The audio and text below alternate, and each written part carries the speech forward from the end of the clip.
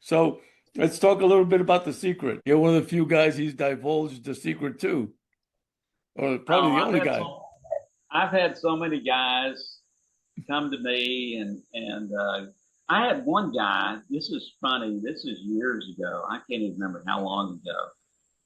I had one guy come up to me and say, "Well, this is BS. You know, you're making this up." And I go like, "Okay, I tell you what I'll do." I said, "I'll write a check for 100 grand, and we'll take a lie detector test. You write a check. You write a check for 100 grand, and if I pass the lie detector test, I get your check. If I don't pass the lie detector check, you get my pass. You get my check." And he went like, "No, I'm not going to do that." And I said, "Okay, well then what's the point of this conversation?" So did it really happen? Did this conversation in I think it's like chapter 6 of the book. Uh, yeah, I think it's chapter 6. Yeah, it is chapter 6. Yeah, it, that really, really did happen. And it was a weird event in the context of, okay, so you, everybody else in their life has had a point in time when they just want to share something. You know, you don't want to broadcast it. I don't want it to go out on social media, but I need to tell somebody. And that was the moment that we're talking about. And so when he came up to the, this area on the little nine, and he takes 3 balls out of his bag and drops them on the ground and gets them.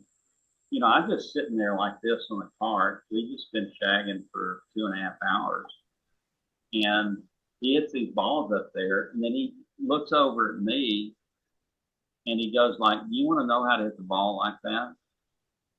And of course, they were all perfect. And what are you going to say? "No, I'm sorry, I'm tired." I'm not sorry.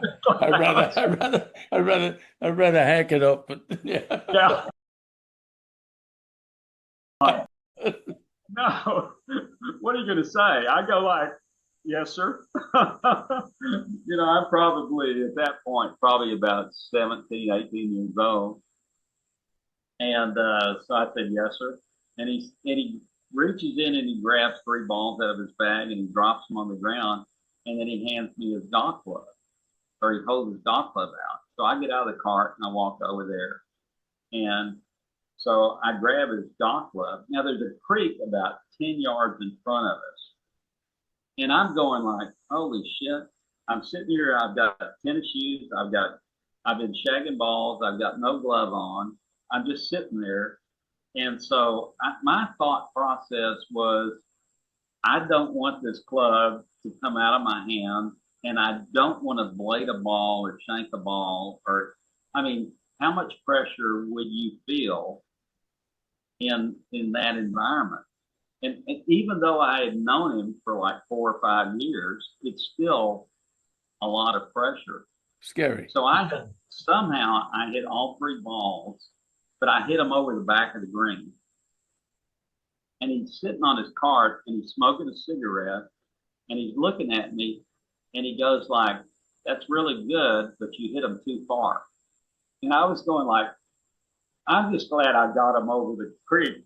I didn't care where they went. I was just glad.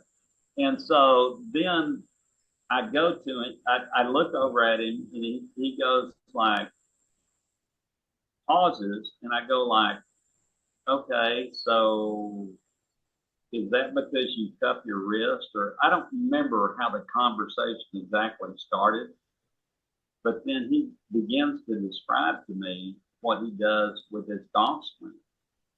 And the key element in that was the right knee and how he controlled his right knee to transition from the backswing to the downswing. And so if you control your right knee and you maintain flex in your right knee as you go back, then you've got better balance coming down. into the ball. And so therefore you can control the club face. And that's what he did. And so if you look at good players today, like somebody said, you remember Tom Byram? Sure. Tom Byram, I worked on the driving range for 40 years at Colonial, at running the driving range. And somebody walked over to me and one time and said, "Hey, Tom Byram's swings just like Hogan. And come watch him." And so I walked over and I stood there and I watched him and I go like, "Nah, he didn't swing anything like Hogan," and just walked away.